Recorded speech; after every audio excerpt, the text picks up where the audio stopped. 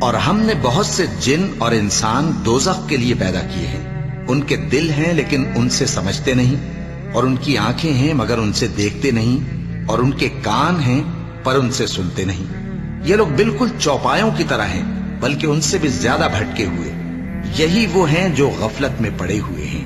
اور اللہ کے سب نام اچھے ہی اچھے ہیں، تو اس کو انہی ناموں سے پکارا کرو، اور جو لوگ اس کے ناموں میں کجی اختیار کرتے ہیں ان کو چھوڑ دو۔ وہ جو کچھ کر رہے ہیں عنقریب اس کی سزا پائیں گے۔ اور ہماری مخلوقات میں سے وہ لوگ بھی ہیں جو حق کا رستہ بتاتی ہیں اور اسی کے مطابق انصاف کرتی ہیں، اور جن لوگوں نے ہماری آیتوں کو جھٹلایا ان کو ہم بتدریج اس طرح پکڑیں گے کہ ان کو معلوم ہی نہیں ہوگا، اور میں ان کو مہلت دیے جاتا ہوں، میری تدبیر بڑی مضبوط ہے۔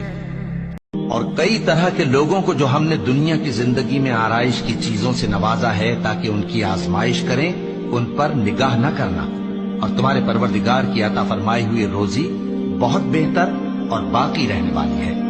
اور اپنے گھر والوں کو نماز کا حکم کرو اور اس پر قائم رہو۔ ہم تم سے روزی کے خواستگار نہیں، بلکہ تمہیں ہم روزی دیتے ہیں، اور نیک انجام اہل تقوی کا ہے۔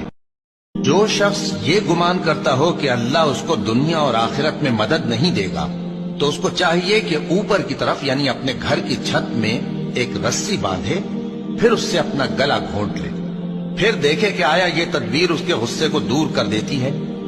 اور اسی طرح ہم نے اس قرآن کو اتارا جس کی تمام باتیں کھلی ہوئی ہیں، اور یہ یاد رکھو کہ اللہ جس کو چاہتا ہے ہدایت دیتا ہے۔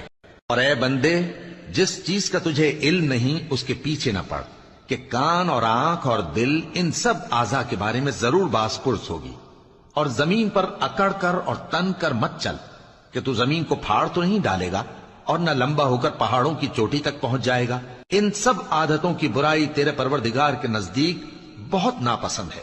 اور جب کسی کام کا پختہ ارادہ کر لو تو اللہ پر بھروسہ رکھو، بے شک اللہ بھروسہ رکھنے والوں کو دوست رکھتا ہے۔ اگر اللہ تمہارا مددگار ہے تو تم پر کوئی غالب نہیں آ سکتا، اور اگر وہ تمہیں چھوڑ دے تو پھر کون ہے اس کے بعد تمہاری مدد کرے۔ اور مومنوں کو تو چاہیے کہ اللہ ہی پر بھروسہ رکھیں۔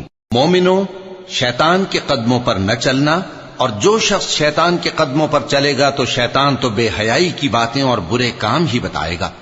اور اگر تم پر اللہ کا فضل اور اس کی مہربانی نہ ہوتی تو ایک شخص بھی تم میں پاک نہ ہو سکتا، مگر اللہ جس کو چاہتا ہے پاک کر دیتا ہے، اور اللہ سننے والا ہے، جاننے والا ہے۔